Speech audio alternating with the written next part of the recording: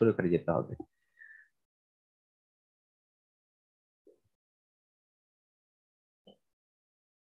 তোমরা কি স্লাইডটা দেখতে পাচ্ছো? Yes sir. ওকে।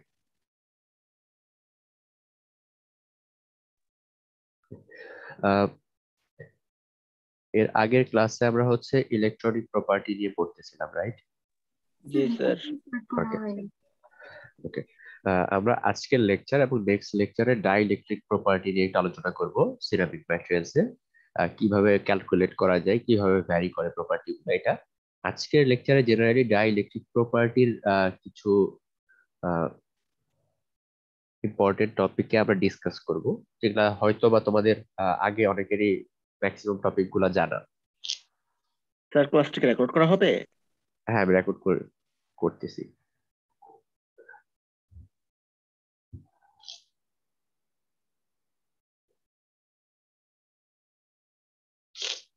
আচ্ছা, তোমাদের এই চ্যাপ্টারের রেফারেন্সটা দেয়া আছে। এটা হয়তো কোন এডিশন সেই আহ, সেটার উপর ডিপেন্ড করে পেজ নাম্বারটা ডিফারেন্ট হতে পারে, বা টপিকটা মোটামুটি সেম। হয়তো এখানে যে পেজ নাম্বার দেওয়া হয়েছে একটা এডিশনের, বাট অন্য এডিশনের পেজ নাম্বারটা ডিফারেন্ট হতে পারে। বাট তোমরা টপিক যখন খুঁজবা, স্লাইডে যেসব টপিক গুলা দেওয়া আছে হয়তো বইয়ে পেয়ে যাবা ডিরেক্টলি। আচ্ছা, জেনারেলি ডাইইলেকট্রিক ম্যাটেরিয়াল সম্পর্কে কারো কোনো আইডিয়া আছে? মানে আইডিয়া তো অবশ্যই আছে। এক লাইনে কেউ বলতে পারবা ডাইইলেকট্রিক ম্যাটেরিয়াল বলতে কি বোঝায়? ইলেকট্রিক্যালি কন্ডাক্টিভ না, কিন্তু ইলেকট্রিক্যাল ফিল্ডের কন্ট্যাক্টে এসে এর চার্জ ডিস্ট্রিবিউশন চেঞ্জ হয়ে যায়, ওকে। সো পোলারাইজেশন ঘটে। মেইনলি আমরা বলতে পারি পোলারাইজেশন হয়, রাইট? জি স্যার। ওকে। সো কোন একটা ইনসুলেটিং বা ইলেকট্রিক্যালি ইনসুলেটিভ কোন একটা ম্যাটেরিয়াল, বা যদি আমরা ইলেকট্রিক ফিল্ড দেই, তখন হয়তো খুব মাইনর সময়ের জন্য সে একটা ইলেকট্রিক্যাল চার্জ হয় তার মধ্যে। এবং এই যে ইলেকট্রিক্যাল একটা ডিস্ট্রিবিউশন হচ্ছে বা পোলারাইজেশন হচ্ছে, ডাইপোল গুলার মুভমেন্ট হচ্ছে বা ইলেকট্রনের মুভমেন্ট হয়ে একটা নির্দিষ্ট পরিমাণ চার্জ সে স্টোর করতে পারে, এটা হচ্ছে ডাইইলেকট্রিক ম্যাটেরিয়াল। তো এই ডাইইলেকট্রিক ম্যাটেরিয়ালটার প্রপার্টিটা অনেকগুলা ফাংশনের উপরে ডিপেন্ড করে। তার মধ্যে temperature, humidity, crystal structure, frequency, এগুলোর উপর ডিপেন্ড করে। আমরা এই প্রপার্টি গুলা আহ, আস্তে আস্তে ডিসকাস করব। এগুলো হচ্ছে নেক্সট ক্লাসে হয়তো আমরা ডিসকাস করব। আচ্ছা, তো বেসিক থিওরি হচ্ছে তোমরা ফিজিক্স এরকম অনেক ম্যাথ করছো, যে দুইটা ক্যাপাসিটরের যে ম্যাথ গুলা ছিল, যে দুইটা প্লেটের মধ্যে যদি আমরা নির্দিষ্ট পরিমাণ ডিস্টেন্স রাখি এল, এবং এর সারফেস এরিয়া যদি এ হয়, তাহলে ক্যাপাসিটেন্স কত সেটা বের করতাম, রাইট? জি স্যার। আচ্ছা, সো এই যে আমরা প্লেটের মধ্যে চার্জ কতটুকু স্টোর হচ্ছে বা ক্যাপাসিটেন্স বের করতাম, এগুলো কিন্তু সবগুলো ডাইইলেকট্রিক ম্যাটেরিয়ালস এর জন্য। আমরা তখন বলতাম যে ভ্যাকিউমের জায়গায় যদি অন্য কোনো ম্যাটেরিয়াল ইউজ করি, তাহলে সেক্ষেত্রে তার ক্যাপাসিটেন্স বেড়ে যায়। বেড়ে যাওয়ার কারণটাই হচ্ছে আমরা মাঝখানে যে ম্যাটেরিয়ালটা ইউজ করতেছি তার ডাইইলেকট্রিক প্রপার্টির কারণে। তো দেখো, এখানে ডান পাশে একটা কার্ভ দেয়া আছে। আমরা যে এর আগে বললাম যে যখন কোনো একটা ডাইইলেকট্রিক ম্যাটেরিয়ালের মধ্যে তুমি ইলেকট্রিক ফিল্ড দিবা, তখন খুব শর্ট টাইমের জন্য একটা কারেন্টের সার্জ ক্রিয়েট হবে, বা তুমি একটা খুব শর্ট টাইমের জন্য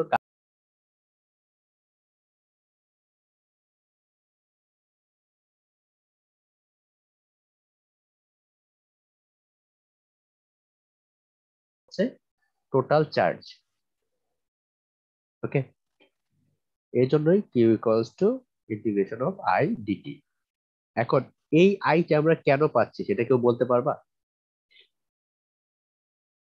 যখন আমরা ক্যাপাসিটরটাকে ব্যাটারির সাথে কানেক্ট করলাম, তখন ব্যাটারি থেকে ইলেকট্রন এই ক্যাপাসিটরের প্লেটে চলে গেল, তখন কিন্তু তার বাধা দেওয়ার কিছু নেই।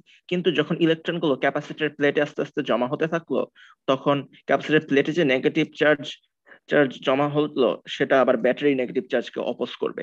যতই চার্জ আসতে থাকবে, ততই এই অপোজিং এর পরিমাণটা আস্তে আস্তে বাড়তে থাকবে। তারপর চার্জ আসতে আসতে যখন নেগেটিভ পোর্ট আর এই নেগেটিভ প্লেটের পোটেনশিয়াল সমান হয়ে যাবে, ইলেকট্রিক ফ্লো অফ হয়ে যাবে। পজিটিভ প্লেটের ক্ষেত্রে আমরা একই কথা বলতে পারি, চার্জ ক্যারিয়ারটা সেক্ষেত্রে পজিটিভ হবে। এক্স্যাক্টলি। তো আমরা মাঝখানে যে ম্যাটেরিয়ালটা ইউজ করতেছি অথবা ভ্যাকিউম ইউজ করতেছি, তুমি যখন কোন একটা সার্কিটের মধ্যে সার্কিটটা ক্লোজ করবা, তখন অবশ্যই এখানের যে ইলেকট্রন বা আমরা ডাইপোল গুলা বলতেছি যে রিঅ্যারেঞ্জ হয়ে যে প্লেটে জমা হচ্ছে, এই যে রিঅ্যারেঞ্জ হওয়ার সময় যে মুভমেন্টটা হচ্ছে, এর কারণে কিন্তু তুমি একটা কিছু পরিমাণ কারেন্ট পেয়ে যাবা। তো এই কারেন্টটা আমরা বলতেছি যে খুব কম সময়ের জন্য একটা কারেন্টের ফ্লো পাবো। এখন দেখো, আমরা এই ফর্মুলাটা আগেই জানি, Q equals to CV, right?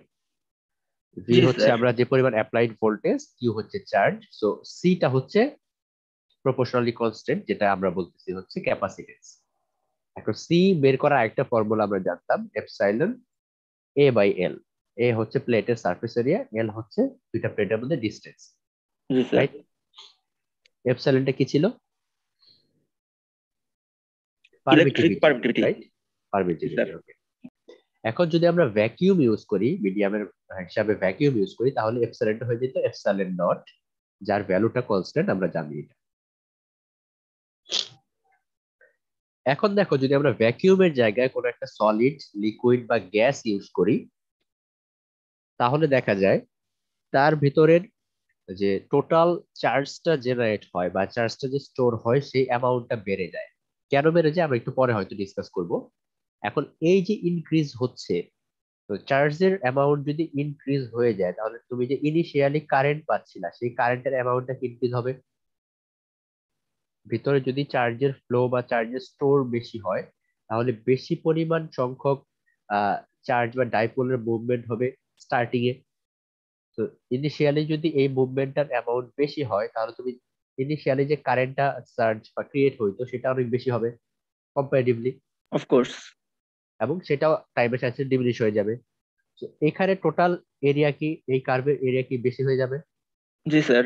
তো আমরা বলতে পারি কিউটা বেশি হয়ে যাবে। কিউ কষ্ট ছিল ইন্টিগ্রেশন অফ আইডিটি, রাইট? জি এখন দেখো, যখন তুমি সলিড ইউজ করছো, তখন তার ক্যাপাসিটেন্সটা হবে এপসাইলন এ বাই এল। এটা আগে থেকেও জানো। এখন দেখো, আমরা এর আগে একটা ফর্মুলা দেখলাম, Q equals to CV, right? জি স্যার। তো জেনারেলি ভি বাড়লে কিউ বাড়বে।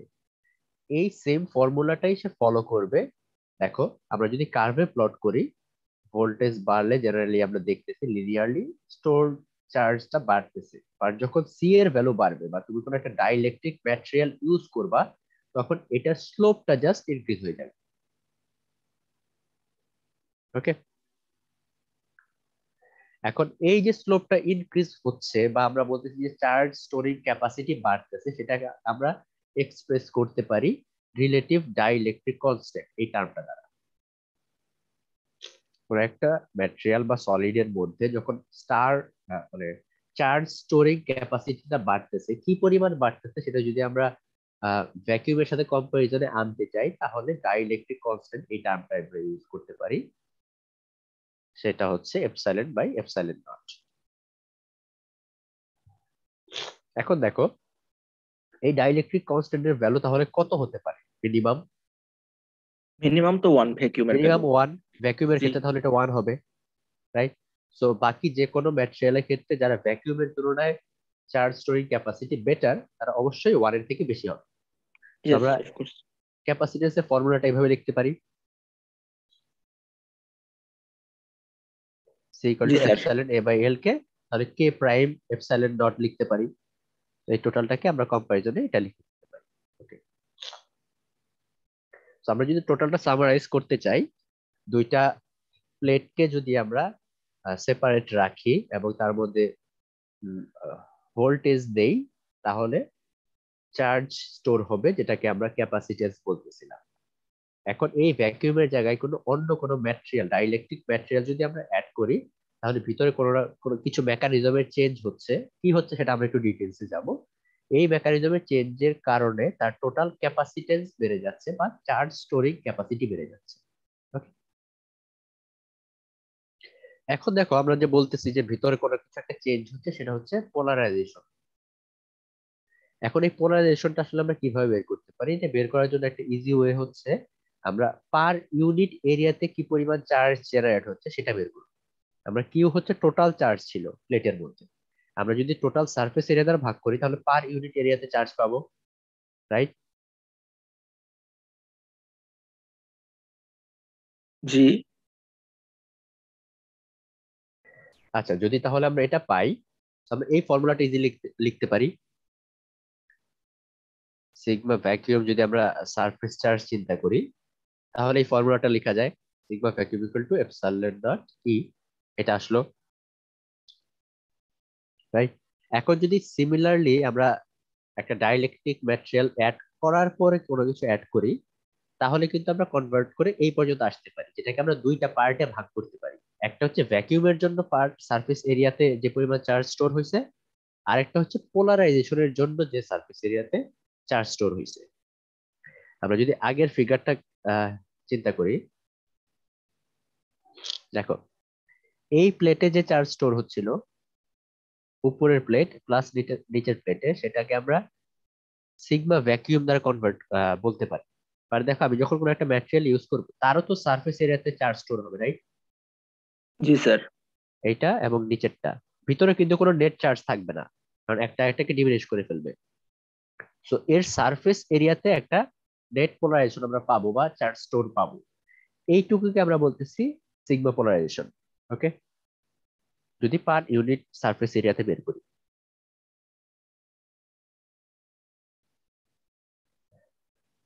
এই যে সেকেন্ড টার্মটুকু অ্যাড হয়ে গেল। এখন দেখো, এখন এই পার সারফেস চার্জটাকে যদি আমরা ডাইইলেকট্রিক পোলারাইজেশন পি দিয়ে কনভার্ট করি,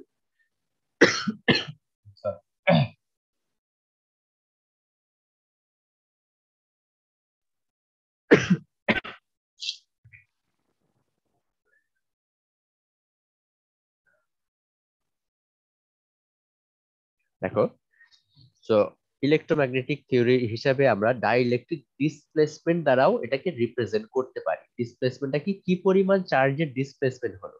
ধরো চার্জের ডিস্ট্রিবিউশন তো মাঝখানে হোমোজেনিয়াসলি ছিল, আমরা ধরে নিচ্ছি, রাইট? সো তুমি যখন ইলেকট্রিক ফিল্ড দিচ্ছ, তখন এই চার্জ গুলো ডিসপ্লেসড হয়ে যাচ্ছে। আমরা বলতে পারি পজিটিভ চার্জ একদিকে যাচ্ছে, নেগেটিভ চার্জ একদিকে যাচ্ছে। এই যে ডিসপ্লেসমেন্ট, এই টোটালটাকে আমরা total amount of surface charge হিসেবে প্রকাশ করতে পারি। এখন টোটাল সারফেস চার্জ কি ছিল? সিগমা টোটাল ইকুয়ালস টু ছিল sigma vacuum plus sigma polarisation, right? আগের জি স্যার। স্লাইডে হুম। সিগমা পোলারাইজেশনকে আমরা পি দ্বারা কনভার্ট করছি, আর সিগমা ভ্যাকিউমকে আমরা এটা দিয়ে এপসাইলন নট ই। কনভার্ট করছি, জি স্যার। রাইট? তো আমরা D equals to epsilon naught E plus P লিখতে পারি। টোটাল ডিসপ্লেসমেন্ট ইকুয়াল টু এটা। আচ্ছা, এখন যদি ভ্যাকিউম হয়, তাহলে তো পি টার্মটুকু নাই হয়ে গেল। So D naught equal to epsilon naught E. So summarize করলে এটা আমরা কিছু বলার কিছু না। ডাইইলেকট্রিক সাসেপ্টিবিলিটি টার্মটা শুনছো সবাই, আশা করতেছি। জি স্যার। আচ্ছা, এই টার্মটা কি এক লাইনে কেউ বুঝাইতে পারবা? ক্যাপাসিটরের এই ক্যাপাসিটরের ভেতরে এই ম্যাটেরিয়াল দেওয়ার ফলে এই ফলে এর ক্যাপাসিটেন্স কতটুকু চেঞ্জ হলো ডিভাইডেড বাই ওখানে ক্যাপাসিটর দেওয়ার আগে কতটুকু ছিল। হ্যাঁ, তুমি বলতে পারো। আলটিমেটলি রিলেটিভলি তার ক্যাপাসিটেন্স কেমন, সেটা আমরা বুঝাই। বা আমরা সাসেপ্টিবিলিটি দিয়ে আরেকটা ভাবে বুঝাইতে পারি, যে আমরা যখন কোনো ইলেকট্রিক ফিল্ড দেই, তার সাথে আসলে এই ডাইইলেকট্রিক ম্যাটেরিয়ালের ইন্টারেকশনটা কেমন হচ্ছে, রাইট? দেখো, জি স্যার।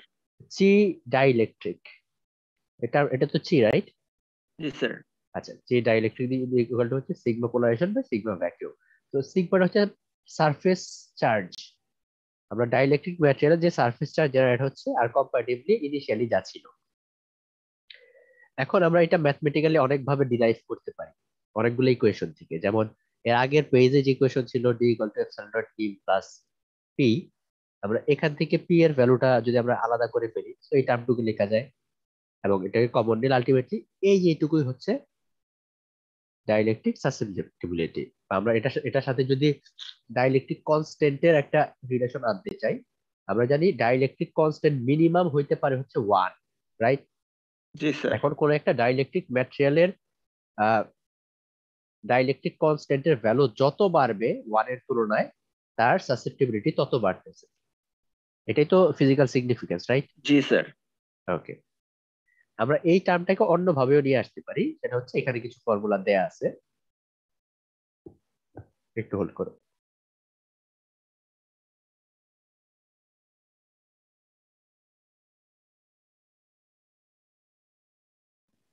সরি, আসলে আমার খুব ঠান্ডা লেগে গেছে।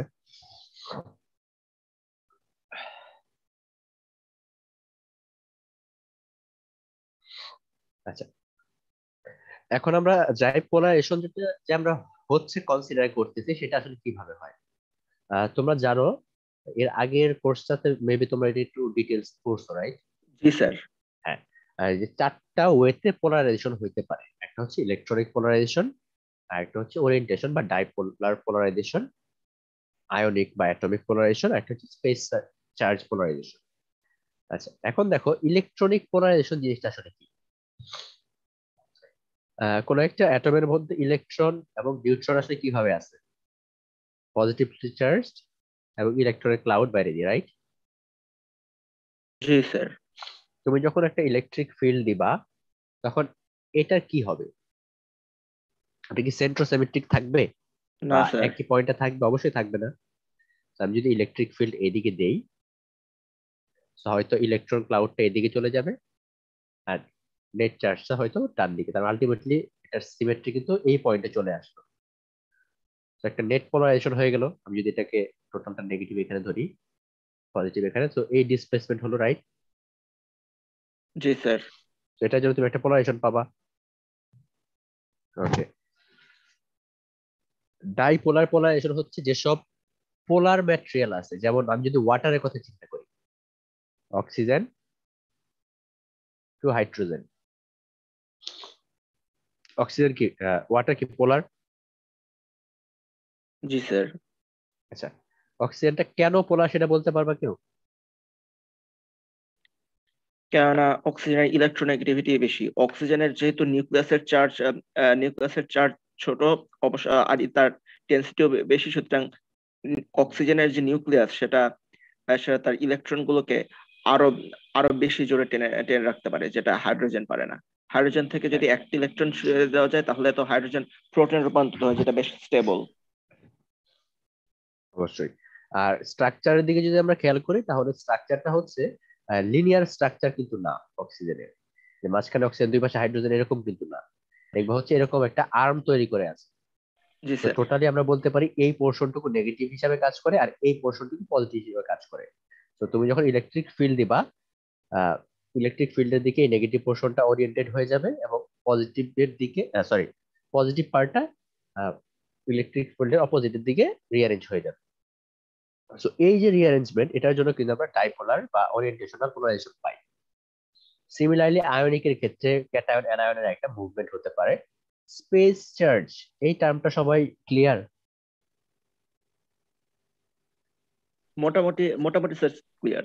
3D স্পেস এসব চার্জ ছড়িয়ে ছিটিয়ে থাকতে পারে ফ্রিলি, তার জন্য। হ্যাঁ, যেটা আমরা যদি সংক্ষেপে বলি, কোনো একটা ম্যাটেরিয়ালের মধ্যে যখন আমরা হাই টেম্পারেচারে নিয়ে যাই, তার যে বাইরের অ্যাটম গুলার যে ইলেকট্রন গুলা আছে, ইলেকট্রন গুলা আমরা বলতে পারি যে ভেপোরাইজড হয়ে যায় বা ভোলাটাইল স্টেটে, যে সে ওই অ্যাটমের সাথে সে থাকতে পারে না, সে ফ্রি চার্জ হিসেবে সারাউন্ডিং এ মুভমেন্ট করতে পারে এই মানে ইলেকট্রন প্লাজমা স্টেট। ক্লাউডটুকু। হ্যাঁ, so এটাকে আমরা স্পেস চার্জ বলি। কোন একটা অ্যাটমের মধ্যে তারা বাউন্ড অবস্থায় থাকে না। ওকে, তো তুমি যখন ইলেকট্রিক ফিল্ড দিবা তখন এই স্পেস চার্জ গুলো কিন্তু ওরিয়েন্টেশন চেঞ্জ হয়ে যাবে। তো আমরা এই চারটা কন্ট্রিবিউশন থেকেই পোলারাইজেশন পেতে পারি। So এখানে আমরা ইলেকট্রনিক পোলারাইজেশনের এই টার্মটা দেখানো হয়েছে, যদি পজিটিভ এবং নেগেটিভ পার্টটুকু একটা ডিসপ্লেসমেন্ট হয়, যেটা টার্মটা হচ্ছে ডি দ্বারা আমরা প্রকাশ করতেছি, স্মল ডি, এবং কিউ হচ্ছে চার্জ, তাহলে পোলারাইজেশন হচ্ছে P equals to Q N D, Q into D. Okay, তো আমরা যদি পোলারাইজেশন টার্মটা ঠিক মতো বুঝি তাহলে ডাইইলেকট্রিক প্রপার্টি টোটালটা বুঝতে পারবো। তার মানে আমরা যদি জানি যে কোন ম্যাটেরিয়ালের পোলারাইজেশন কেমন হয়, বেশি বা কম, কোনটার মধ্যে কন্ট্রিবিউশন কয়জন বা কন্ট্রিবিউটিং ফ্যাক্টর কয়জন, শুধুমাত্র ইলেকট্রনিক নাকি এর সাথে সরি আয়নিকটাও আছে বা ফ্রি চার্জ আছে, সেটা আমরা যদি জানি তাহলে কিন্তু আমরা ডাইইলেকট্রিক কনস্ট্যান্ট কেমন হইতে পারে বা ডাইইলেকট্রিক প্রপার্টি কেমন হইতে পারে সেটা আমরা প্রেডিক্ট করতে পারবো। স্যার এখানে আমার একটা প্রশ্ন ছিল হ্যাঁ, আগের বলো। স্লাইডটাতে।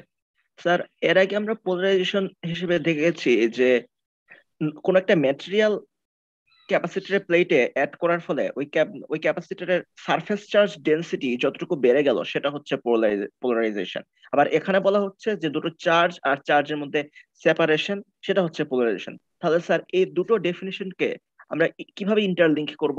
হ্যাঁ, আমি বলি। তোমার কথা সবই ঠিক। আমরা কিন্তু polarisation in a general sense আমরা কি বলি, বিভিন্ন পজিটিভ এবং নেগেটিভের মধ্যে যদি একটা ডিস্টেন্স চলে আসে জি ইলেকট্রিক ফিল্ডের কারণে, সেটাই কিন্তু আমরা পোলারাইজেশন বলি। জি। এখানে দেখো উপরে একটা কথা আছে, মাইক্রোস্কোপিক অ্যাপ্রোচ। আমরা যদি মাইক্রোস্কোপিক অ্যাপ্রোচে যাই, এর আগেটা ছিল কিন্তু ম্যাক্রোস্কোপিক। টোটাল ম্যাটেরিয়ালের মধ্যে আমরা পোলারাইজেশন কি হচ্ছে, আমরা এটা যদি কোনো একটা পার্টিকুলার জোনের দিকে ফোকাস করি, তাহলে কিন্তু এরকম ছোট ছোট অনেকগুলো পোলারাইজেশন মিলে আলটিমেটলি ওই পোলারাইজেশনটা হবে। এটা হচ্ছে জেনারেল পোলারাইজেশন। ইলেকট্রনিক হইতে পারে বা ডাইপোলার হইতে পারে, যে কোনো কিছু। পোলারাইজেশনের সংজ্ঞা বুঝতে পারছো? সারফেস চার্জ ডেনসিটির সাথে পোলারাইজেশনের যে রিলেশন, ওটার ডেফিনিশন ছিল না। ওটা হচ্ছে আমাদের ক্যাপাসিটরের ক্ষেত্রে পোলারাইজেশন কতটুকু পাচ্ছি সেটা, আর এটা হচ্ছে পোলারাইজেশনের জেনারেল সংজ্ঞা, যে কোনো জায়গায় polarisation. General polarisation equals to কিন্তু হচ্ছে চার্জ ইনটু তাদের মধ্যে ডিসপ্লেসমেন্ট, রাইট? কিন্তু স্যার ক্যাপাসিটরের দুই প্লেটের মাঝখানে আমরা কি এই পোলারাইজেশনের ফর্মুলা অ্যাপ্লাই করতে পারবো? সরি, এটা আবার বলো। মনে করুন যে ক্যাপাসিটরের দুই প্লেটের মাঝখানে হ্যাঁ, মাঝখানে কি এটা অ্যাপ্লাই করা যাবে? যে ধরুন যে কিউ হচ্ছে যে এক্সট্রা যে সারফেস চার্জ হচ্ছে, যেটা যেটা হচ্ছে ওই ম্যাটেরিয়াল আসার কারণে চলে এসেছে, মাল্টিপ্লাইড বাই ওই দুই চার্জের মাঝখানে ডিস্টেন্স, সেটাই কি আবার সারফেস চার্জ ডেনসিটির ইকুয়াল হবে, মানে এক্সট্রা সারফেস চার্জ ডেনসিটির ইকুয়াল? এখন দেখো, সারফেস চার্জ ডেনসিটি কিন্তু আমরা পার ইউনিট এরিয়াতে বলতেছিলাম, রাইট? জি স্যার, পার ইউনিট এরিয়াতেই তো ডেনসিটি। হ্যাঁ, তুমি যদি পার ইউনিট এরিয়াতে ডেনসিটি করে তুমি পোলারাইজেশন বের করো, তাহলে কিন্তু ঠিকই বের হবে, সমানই হবে। তুমি যখন পার ইউনিট এরিয়াতে চলে যাচ্ছ, তখন কিন্তু ছোট একটা এরিয়াতেই যাচ্ছ। Okay sir. বুঝতে পারছো? জি স্যার, প্রবাবলি একটু হিসাব করে দেখতে হবে। হ্যাঁ, তুমি একটু হিসাব করে দেখো, সমস্যা নেই।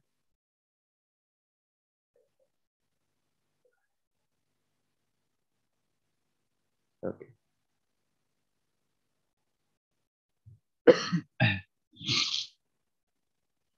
ডাইপোল মোমেন্টের ক্ষেত্রে আহ, আমরা যদি ডাইপোল মোমেন্ট হিসাব করতে চাই মিউ দ্বারা, সেটাও কিন্তু হচ্ছে কিউ ডেল্টা। এখন দেখো, এই ডাইপোল মোমেন্ট এবং পোলারাইজেশনের সংখ্যাটা কিন্তু মোটামুটি সিমিলারই আসতেছে ফর্মুলাটা। আমরা পি ইকুয়ালস টু দেখলাম কিউ ডি, রাইট? ডি ছিল জি স্যার। পজিটিভ এবং নেগেটিভের ক্ষেত্রে জি স্যার। ডিস্টেন্সটা। আর আমরা তখন যখন ডাইপোলের ক্ষেত্রে আসতেছি, ডাইপোলার মোমেন্টের ক্ষেত্রে, তখন কিন্তু distance separating the centres of negative plus positive charge. Ultimately এটা কিন্তু ডি দিয়ে আমরা প্রকাশ করতে পারতাম। যেহেতু আমরা নতুন একটা টার্ম ইউজ করতেছি শুধুমাত্র ডাইপোলার ম্যাটেরিয়ালের ক্ষেত্রে, তখন আমরা ডেল্টা ইউজ করতেছি। জিনিসটা কিন্তু আলটিমেটলি সেমই, তুমি পজিটিভ এবং নেগেটিভকে সেপারেট করবা। ওকে। বাট এখানে একটা জিনিস হচ্ছে, আমরা ডাইপোলার মোমেন্ট যখন বের করবো, সেটা হচ্ছে একটা ভেক্টর কোয়ান্টিটি। তো তুমি যদি ডাইপোলার মোমেন্টটাকে পজিটিভ লেখো, পজিটিভ মেও, তার মানে এর ডিরেকশন বোঝায় নেগেটিভ থেকে পজিটিভ চার্জের দিকে। নর্মাল পোলারাইজেশন কিন্তু ভেক্টর কোয়ান্টিটি না।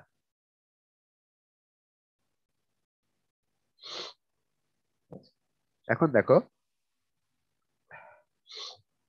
এখন এই ডাইপোলারের সাথে টোটাল পোলারাইজেশনের সম্পর্কটা কি? আমরা বলতেছিলাম পোলারাইজেশন হচ্ছে ইন এ জেনারেল সেন্স, যে কোনো জায়গায়। এখন ডাইপোল ডাইপোল মুভমেন্টটাও কিন্তু ছোট ছোট জায়গা, খুব মাইনর এরিয়াতে আমরা পোলারাইজেশন ধরতে পারি। আর যখন আমরা দুইটার সাথে রিলেশন নিতে যাবো, তখন জাস্ট একটা একটা টার্ম আসছে এন। এটা হচ্ছে পার ইউনিট ভলিউমে কতগুলা ডাইপোল তৈরি হচ্ছে, আর কিছুই না। তো তুমি যদি খুব ছোট জায়গায় চলে যাও, তাহলে কিন্তু দুইটা সেম হয়ে যায়, রাইট?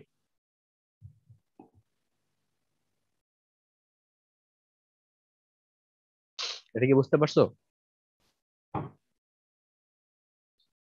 আইডিয়াটা স্যার প্রবাবলি ধরতে পারছি। আমরা যখন, ধরো এটা হচ্ছে টোটাল এরিয়ার মধ্যে আমরা ক্যালকুলেট করতেছি, রাইট? জি তার স্যার। মধ্যে মানে এই টোটাল এরিয়া বা ছোট জায়গা সব জায়গায় হচ্ছে পোলারাইজেশন হচ্ছে। পোলারাইজেশনের জেনারেল সংজ্ঞা হচ্ছে এটা। যখন আমরা খুব ছোট জায়গায় যাচ্ছি ডাইপোল মোমেন্ট হিসেবে চিন্তা করতেছি, তখন ফর্মুলা হচ্ছে এইটুকু। এখন যখনই আমরা টোটাল বড় জায়গায় কনভার্ট করতে চাচ্ছি পোলারাইজেশন পি টার্ম দিয়ে, ওকে, তখন হচ্ছে এই কতগুলা ভলিউম আছে এরকম ইউনিট এরিয়াতে বা পার ইউনিট এরিয়া টোটাল কতটুকু আছে সেটা আমরা এন একটা টার্ম নিয়ে আসছি। তার মানে স্যার পোলারাইজেশনকে আমি যদি ভলিউম দিয়ে ডিভাইড করি তাহলে আমি একদম মাইক্রোস্কোপিক লেভেলে ডাইপোল মোমেন্ট হিসেবে পাই। হ্যাঁ, যদি হোমোজেনিয়াসলি থাকে। জেনারেলি আমরা ধরে নিচ্ছি এখানে হোমোজেনিয়াসলি ডিস্ট্রিবিউটেড আছে। ওকে, আমরা পার ইউনিট ভলিউমে হোমোজেনিয়াসলি ডিস্ট্রিবিউটেড ধরে নিচ্ছি। স্যার আপনি যে বলছেন একটু হিসাব করে নিতে, আমি মোটামুটি রাফ করে দেখলাম যে extra surface charge density per unit volume সেটা সেটা হয়ে যায় হচ্ছে total polarization divided by volume. মানে আবারও বলছি যে আমি ক্যালকুলেশন করে দেখলাম যে extra charge per unit surface area মানে ক্যাপাসিটরের ক্ষেত্রে হ্যাঁ, equals to total polarization divided by volume. মানে টোটাল পোলারাইজেশন বলতে আমি বলছি যে টোটাল এই এক্সট্রা চার্জ মাল্টিপ্লাইড বাই ওই ক্যাপাসিটরের দুই প্লেটের ডিস্টেন্স, সেটাকে ভলিউম দিয়ে ভাগ করলে আমরা পোলারাইজেশন পেয়ে যাচ্ছি। তার মানে আমরা বলতে পারি যে টোটাল পোলারাইজেশন এটা একটা ম্যাক্রোস্কোপিক টার্ম, আর ইন্ডিভিজুয়াল ছোট ছোট পোলারাইজেশন বা ডাইপোল মোমেন্ট হচ্ছে তার তার পার ভলিউম অ্যাপ্রোচ। পার ভলিউম অ্যাপ্রোচ। আমি সেটাই বলতেছি যে তুমি কোনো একটা ছোট জায়গায় যদি ডাইপোল মোমেন্ট পেয়ে যাও তাহলে কিন্তু এটাকে টোটালটাকে কনভার্ট করে নিতে পারো। যে জিনিসটা কিন্তু ওই যে এন দ্বারা বুঝাইছে, কনভার্সনটা আসলে কিভাবে হচ্ছে। ক্লিয়ার? তাহলে স্যার আমরা বলতে পারি যে টোটাল পোলারাইজেশনের ইউনিটটা ইউনিটটা হচ্ছে যে সারফেসটা surface charge density multiplied by volume, মানে ধরুন কুলম্ব মাল্টিপ্লাইড বাই মিটার, সেটা হচ্ছে আমাদের টোটাল পোলারাইজেশন। আর আমরা তাহলে ডাইপোল মোমেন্টের ইউনিট দ্বারাই কুলম্ব পার মিটার স্কয়ার, ব্যাপারটা কি এরকম? ইউনিটটা একটু দেখতে হবে। কুলম্ব পার, একটু দাঁড়াও। একটা ক্ষেত্রে হবে কুলম্ব পার মিটার, মানে যেটা হচ্ছে পুরোপুরি পুরোপুরি ম্যাক্রোস্কোপিক। আর একটা ক্ষেত্রে হবে কুলম্ব পার মিটার স্কয়ার, যেহেতু কুলম্ব পার মিটারকে আমরা ডিভাইডেড বাই মিটার কিউব করে ফেলছি। তাহলে স্যার আমরা যে ছোট ছোট পোলারাইজেশনের কথা বলছি, যে পোলারাইজেশন পার ইউনিট ভলিউম, তার ডাইমেনশন হতে হবে coulomb metre per metre cube, মানে কুলম্ব পার মিটার স্কয়ার, যেটা হচ্ছে সারফেস চার্জ ডেনসিটির সমান। তুমি যদি এখানে দেখো, এটা কিন্তু কুলম্ব মিটার, রাইট? জি স্যার এটুকু এটা। কুলম্ব হুম। মিটার। আর এটা হচ্ছে পার ভলিউম, তার মানে নিচে হচ্ছে metre cube. So coulomb per metre স্কয়ারে কিন্তু আসতেছে পি ইকুয়ালস টু, হুম। যেটা আমরা সারফেস চার্জ বলতেছিলাম, রাইট? জি স্যার। তাহলে তো সেম।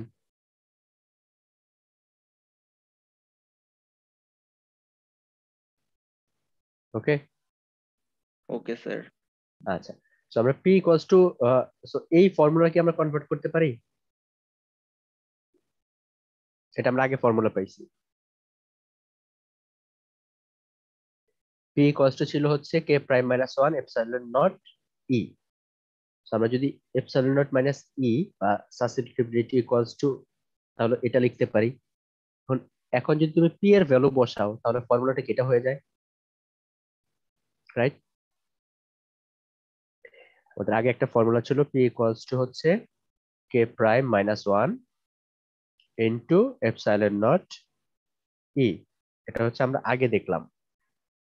স্যার এটা আগে দেখেছি, কিন্তু স্যার হ্যাঁ, P is equal to QD, এটা স্যার কোন স্লাইডে ছিল? এর আগের স্লাইডটাতে কি ছিল? কোনটা? P is equal to capital Q D, capital Q multiplied by D is equal to P, এটা কি স্যার এর আগের স্লাইডটাতেই ছিল? এটা কি তুমি এখানে কোথাও পাইছো? এই তো স্যার আপনি উপরে লিখেছেন যে P is equal to small Q D, না হয় এটা ক্যাপিটাল কিউ ডি হওয়া উচিত ছিল না স্যার? এর আগের স্লাইডে তো বোধহয় ক্যাপিটাল কিউ দিয়ে বোঝানো হয়েছিল। না না, ছোট, সেক্ষেত্রে ছোট, স্মল।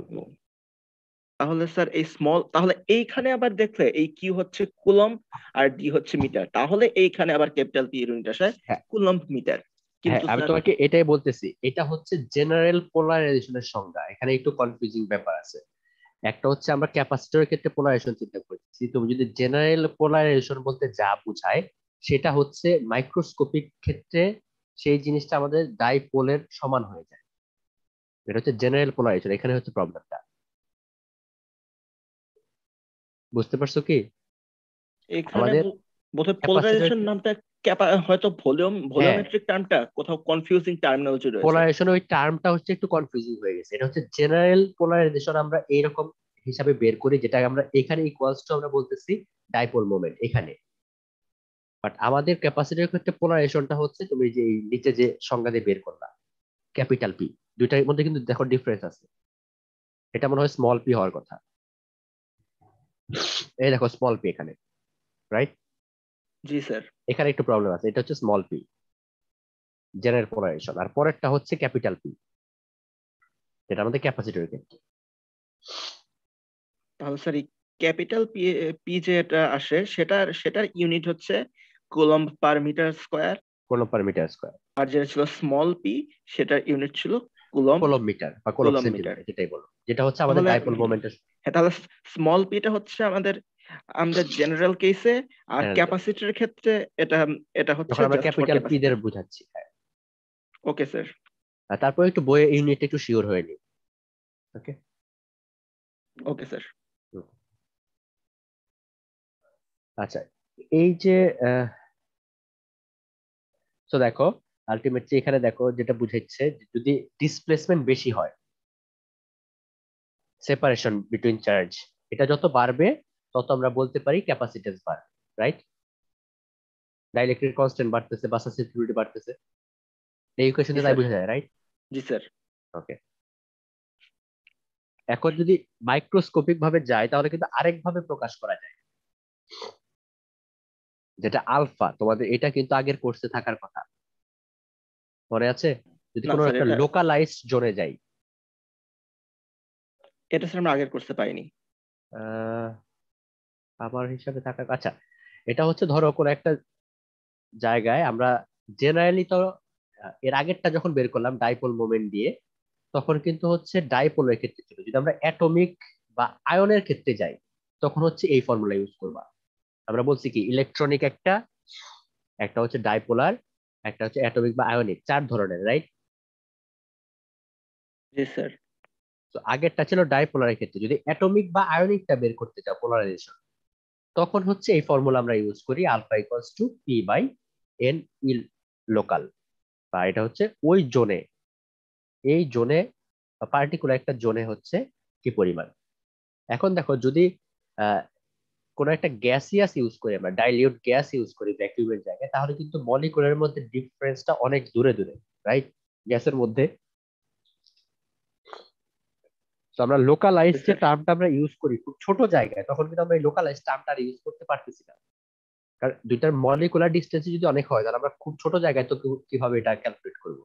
তখন ই লোকালটা ই এর সমান হয়ে যায়, সেক্ষেত্রে ফর্মুলা কনভার্ট হয়ে যায় এটা। এটা একটু মনে রাখতে হবে তোমাদের ম্যাথ করার সময়। তোমাদের ম্যাথে কি আসলে অ্যাটমিক বা আয়নিক পোলারাইজেশন বুঝাচ্ছে নাকি ডাইপোলার বুঝাচ্ছে, কখন কোন ফর্মুলা ইউজ করবা, সেটা হচ্ছে একটু মাথায় রাখতে হবে। তোমাদের আগে বললাম কোন একটা টোটাল পোলারাইজেশন, তুমি এর আগে যে বললা না, যে তোমাদের প্লেটের মধ্যে সেপারেশন হচ্ছে, রাইট? জি স্যার। ওই সেপারেশনটা কিন্তু অনেক টাইপের পোলারাইজেশনের সামেশন হইতে পারে। আমরা এই ফর্মুলা দিয়ে হচ্ছে অ্যাটমিক বা আয়নিক পোলারাইজেশনটা বের করি, এর আগেরটা দিয়ে ডাইপোলার, ডাইপোল মোমেন্ট হয়েছে এরকম কোন পোলারাইজেশন বের করি। তো কোন সবগুলার সামেশন হয়ে কিন্তু এর বাইরে টোটালটা হতে পারে। ওকে। Okay sir. হ্যাঁ, বাট আমরা কিন্তু এখন ধরে নিচ্ছি শুধু এটাই অ্যাক্টিভ আছে, কারণ আমরা অন্যান্য ফ্যাক্টর অ্যাক্টিভ রেখে কিন্তু এটা কোনো একটা জেনারেল ফর্মুলাতে যেতে পারি না। যখন আমরা কোনো একটা জেনারেল ফর্মুলা বের করি, তখন কিন্তু এই যে টোটাল ক্যাপিটাল পিটাই নিয়ে আসছি, এটা হচ্ছে টোটাল ক্যাপাসিটরের ক্ষেত্রে। আমরা যদি অন্যান্য কন্ট্রিবিউশন এখানে ধরি, তাহলে কিন্তু আমাদের ফর্মুলাটা কমপ্লেক্স হয়ে যাবে বা জেনারেল আন্ডারস্ট্যান্ডিংটা কমপ্লেক্স হয়ে যাবে। কোন একটা ম্যাটেরিয়ালের ক্ষেত্রে যদি একাধিক ফ্যাক্টর প্রেজেন্ট থাকে, সেক্ষেত্রে কিন্তু ফর্মুলাটি একটু ডিফারেন্ট আসলে হয়ে যায়। প্র্যাকটিক্যালি। বাট আমরা যখন ফর্মুলা ডিরাইভ করতেছি তখন কিন্তু জেনারেলি ধরে নিয়ে শুধুমাত্র এই প্রসেসটাই অ্যাক্টিভ আছে, তাহলে ইন্টারাকশনটা কেমন হবে। ওকে, আচ্ছা। এখন যদি সিমিলার ভাবে তুমি আহ, এই ইকুয়েশন এবং আগের 1 নাম্বার ইকুয়েশনটাকে একসাথে বসাও, তাহলে আসলে এই টার্মটা চলে আসবে, তুমি একটু দেখে নিও। উম, আচ্ছা, আবার সলিড ডাইইলেকট্রিকের ক্ষেত্রে পোলারাইজেশনটা হচ্ছে তোমার সারাউন্ডিংস এর উপর ডিপেন্ড করে। যেমন যদি কিউবিক সিমেট্রি হয় তাহলে লোকাল পোলারাইজেশন টার্মটা আসবে। আমরা গ্যাসিয়াসের ক্ষেত্রে local polarisation equals to, sorry, local electric field equals to total applied electric field ছিল। বাট যখন সলিড হবে তখন কিন্তু সিমেট্রির উপর ডিপেন্ড করবে। যেমন কিউবিকের ক্ষেত্রে এরকম একটা ফর্মুলা আছে।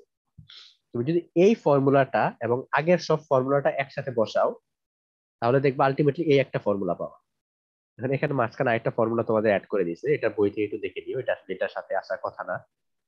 তো এই ফর্মুলাটাকে আমরা একটা নাম দিই, এটা হচ্ছে ক্লসিয়াস মসোটি রিলেশনশিপ, যেটা দিয়ে হচ্ছে ম্যাক্রোস্কোপিক প্লাস মাইক্রোস্কোপিক রিলেশনের প্রপার্টির মধ্যে একটা রিলেশন আছে। এখানে কে প্রাইম এটা কি? Macroscopic property, dielectric constant, right? জি স্যার। আর আলফাটা হচ্ছে macroscopic property. K prime macroscopic আর আলফা মাইক্রোস্কোপিক তো, তাই না স্যার? হ্যাঁ, হ্যাঁ, হ্যাঁ, এটাই বলছি।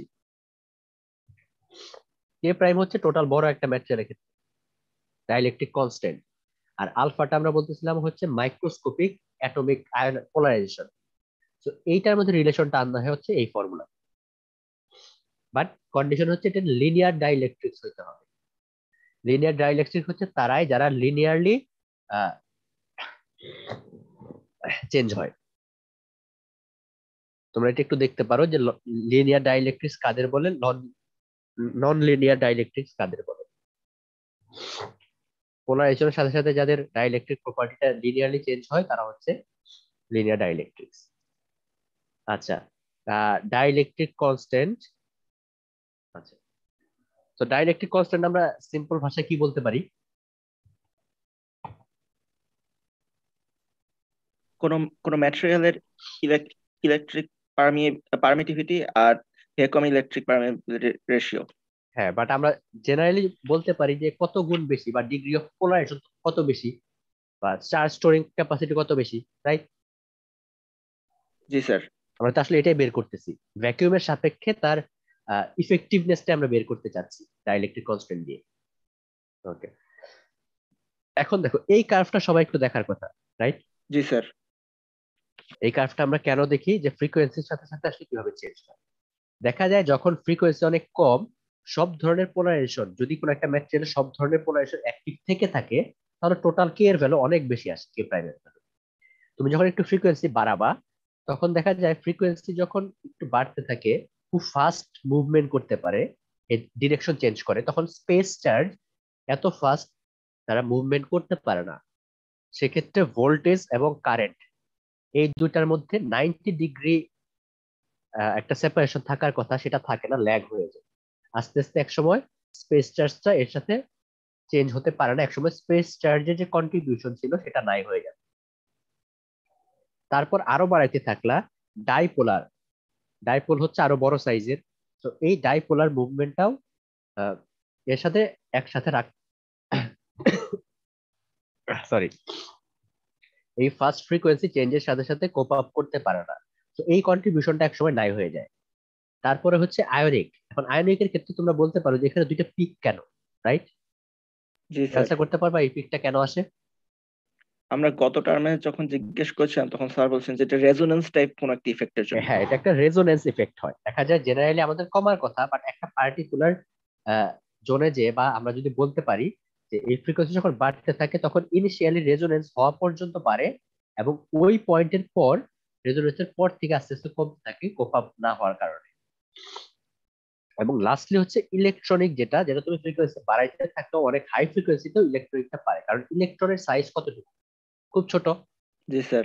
তুমি খুব ফাস্ট যদি এর মুভমেন্ট করতে থাকো ফিল্ডের, ইলেকট্রনটা কিন্তু এর সাথে কোপ আপ করতে পারে, বাট এখানেও প্রবলেম আছে।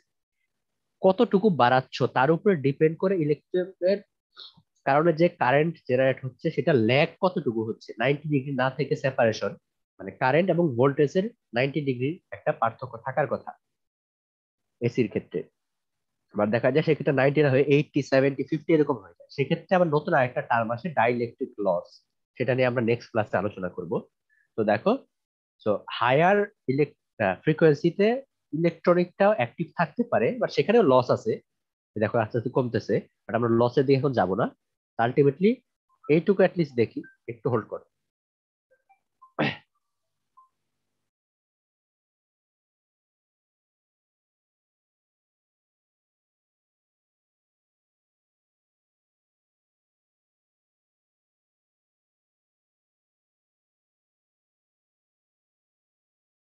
আচ্ছা, এক্সামের শেষ হয়ে যাচ্ছে অলমোস্ট, একটু তাড়াতাড়ি শেষ করি।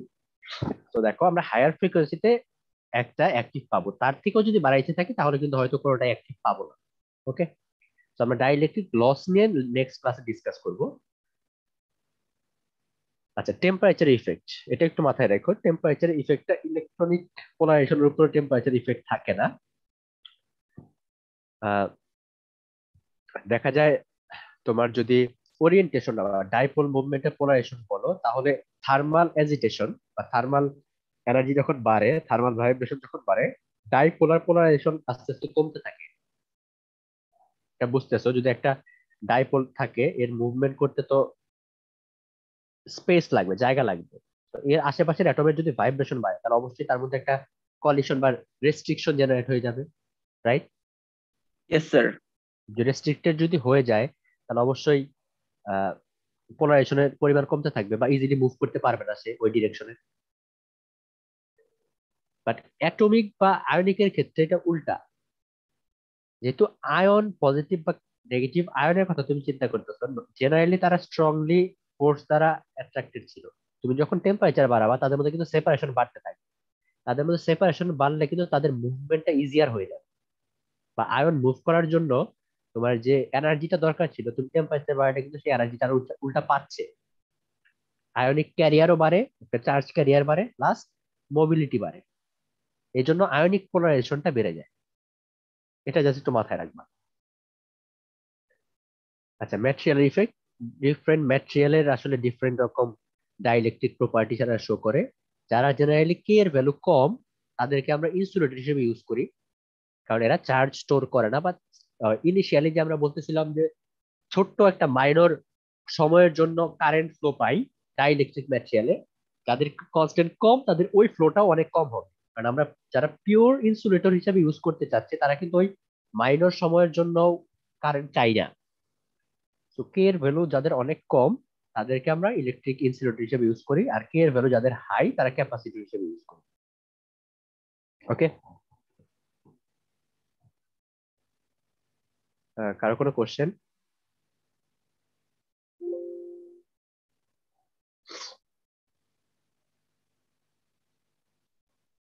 সুমিত, কোনো কোশ্চেন আছে? স্যার, আপনার হচ্ছে আলফার ভ্যালু ফ্রিকোয়েন্সির সাথে সাথে কমতে দেখালেন। হ্যাঁ, এখানে না হয় বুঝলাম যে রেজোনেন্সের কারণে হচ্ছে আয়নিক কন্ডাক্টিভিটি ড্রপ করার আগে একটু রাইজ করে, কিন্তু ইলেকট্রনিক কন্ডাক্টিভিটি কেন মোটামুটি ফ্ল্যাট হয়ে যাওয়ার আগে একটু ড্রপ করে? এখানে তো রেজোনেন্স না হয়ে অ্যান্টি রেজোনেন্স টাইপ কিছু একটা হওয়ার কথা। এটার সিগনিফিকেন্স কি? এটা আবার বলো। ইলেকট্রনিক ইলেকট্রনিক যে পোলারাইজেশন বা পোলারাইজেবিলিটি, এখানেও কিন্তু স্যার ফ্ল্যাট হয়ে যাওয়ার আগে এটা আগে একটু ড্রপ করে, এই ড্রপ করার রিজন থেকে আবার উঠতে থাকে। এই ছোট্ট এই ডিপটার কারণ কি? এখানে কি এন্টি রেজোন্যান্স টাইপ কিছু একটা হয়? এখন তো আসলে রেজোন্যান্স না। এন্টি রেজোনেন্স বলে আসলে কিছু কথা না। রেজোনেন্সের কারণে বাড়তেও পারে, কমতেও পারে, এই টার্মটাকেও রেজোনেন্সই বলে, বাট এটার ইফেক্টটা হচ্ছে নেগেটিভ।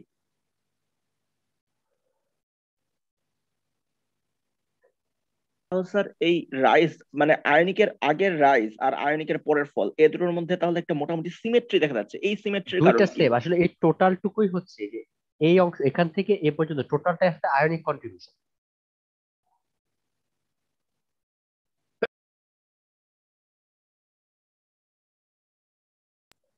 তুমি কার্ভের এই অংশ থেকে এই অংশ টোটালটাই আয়নিকের জন্যই হচ্ছে। Okay sir. এরপর থেকে আসলে মেইনলি আসে হচ্ছে electronic পার্টটুকু।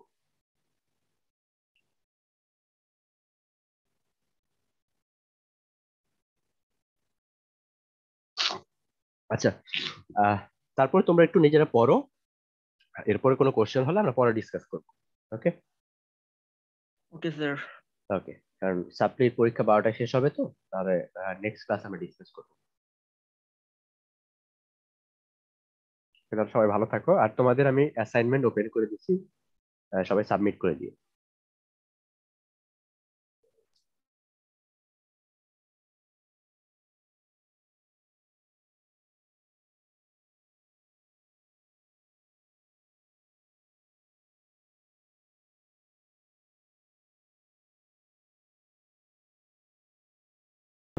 One. It's the new name of Qualcomm's latest mobile platform, the successor of Snapdragon 888, and we will definitely see it very often powering next year's Android flagship smartphones. Personally, I think it's pretty weird to change your product naming scheme every generation or so, but other than the name, we care about its performance and power efficiency. You might know that Snapdragon 888 this year suffered some serious thermal issue, which leads to those flagship phones not performing very well. The actual gaming performance of Snapdragon 888 is not anywhere better than 865 platform, I think. So will Qualcomm fix all these problems this year, or it will be just another burner hitting